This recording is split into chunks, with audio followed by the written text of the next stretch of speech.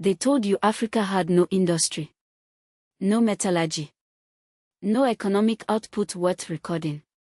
But for 15 straight centuries, while Europe was still sharpening sticks and calling it progress, the Kingdom of Meroe was operating one of the most sophisticated industrial complexes the ancient world had ever seen. Hundreds of blast furnaces roaring along the Nile. Slag heaps so massive they stretch for miles even today, silent monuments to an economic engine that modern historians spent generations refusing to acknowledge.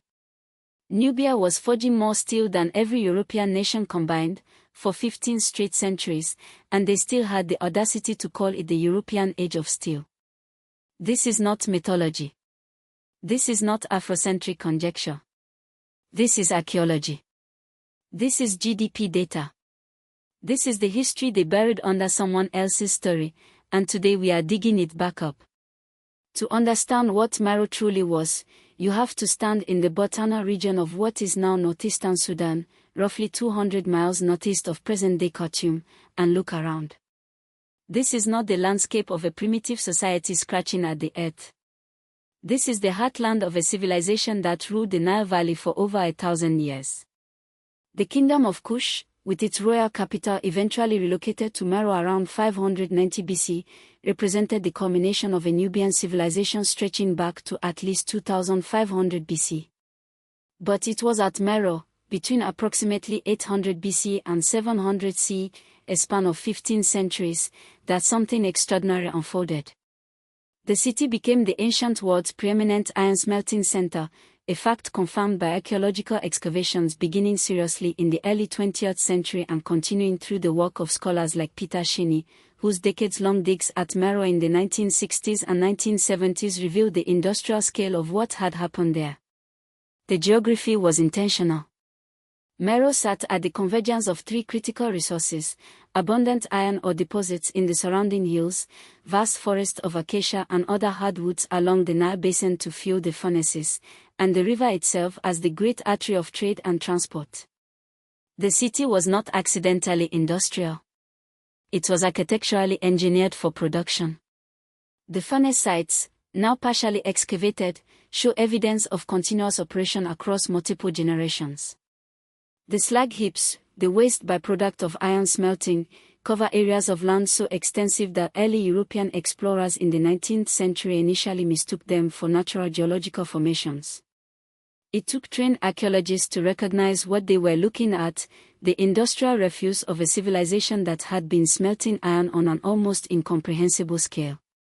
At the height of Meroe's power, during the reign of rulers like Erokomoni, who ascended the throne around 270 BC, and the warrior queen Amanarinas, who reigned from approximately 40 BC to 10 BC, the kingdom was not merely producing iron, it was wielding that production as geopolitical leverage.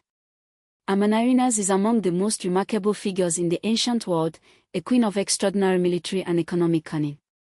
When Rome, under Augustus Caesar, attempted to impose taxation on Meroe's northern territories following the Roman annexation of Egypt in 30 BC, Amanarinas did not negotiate from weakness. She launched a military offensive. In 24 BC, Meroitic forces sacked the Roman garrison at Syene, present-day Aswan, captured Roman statues including a bronze head of Augustus Caesar, a head later discovered by archaeologists buried deliberately beneath the steps of a temple at Meroe in an act of deliberate symbolic humiliation, and repelled two subsequent Roman counterattacks under the general Petronius. The peace treaty that followed, negotiated at Samos in 21 BC, was genuinely extraordinary by the standards of Roman imperial history. Rome agreed to remove the taxes it had sought to impose. Rome agreed to specific territorial boundaries. Rome, the most powerful military empire on earth at that moment, blinked. And historians have long debated why. The answer, when you follow the economic data, becomes clear. Meroe's iron production was not simply a domestic industry. It was the backbone of a trading network that connected sub-Saharan Africa to the Red Sea ports, to the Arabian Peninsula, to India, and through Egypt to the Mediterranean world. The ironwork, the weapons, the tools, the agricultural implements flowing out of Meroe's furnaces were commodities that the entire known world depended upon. Disrupting Meroe was not simply a military problem for Rome. It was an economic catastrophe waiting to happen. The economic comparisons, when you lay them out with precision, are staggering. Economist Angus Maddison, whose monumental historical GDP reconstruction work published by the OECD in 2001 and subsequently refined by scholars at the University of Groningen, estimated that sub-Saharan Africa as a whole accounted for a meaningful share of world GDP across the ancient and early medieval periods, figures that colonial-era historians systematically underestimated by failing to account for industrial production centers like Meroe. More targeted archaeological economic analysis tells an even sharper story. The slag deposits at Meroe have been measured at volumes indicating the processing of hundreds of thousands of tons of iron ore over the life of the city.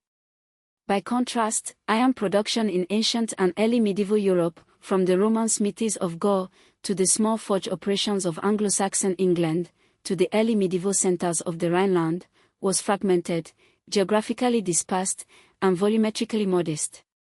The Romans, who were themselves significant iron producers, maintained their largest production centers in Spain and Britain, but no single Roman site approaches the concentrated industrial output evidenced at Meroe. When researchers compare the documented slag volumes at Meroe against the best available estimates for total European iron production between 500 BC and 500 CE, the conclusion is not ambiguous. Meroe was producing more. Possibly much more. For century after century. The trade implications of this output cannot be overstated. Iron tools and weapons from the Nile Valley were documented in trading networks reaching the East African coast, where the Periplus of the Erythraean Sea, a 1st century Greek merchant manual, describes vigorous trade in iron goods along what is now Kenya and Tanzania. This was not random commerce. This was a supply chain, originating in the furnaces of Meroe, moving south through Kushite trading networks, reaching coastal entrepôts where merchants from Arabia, India, and eventually the Far East came to buy. The economic footprint of Meroe's iron industry extended thousands of miles from its source. And through the entire 15th century operational period of Meroe's furnaces, from roughly 800 BC until the city's decline around 350 CE and the persistence of its industrial legacy through successor cultures into 700 CE, no European civilization came close to matching this output in either scale or geographic reach.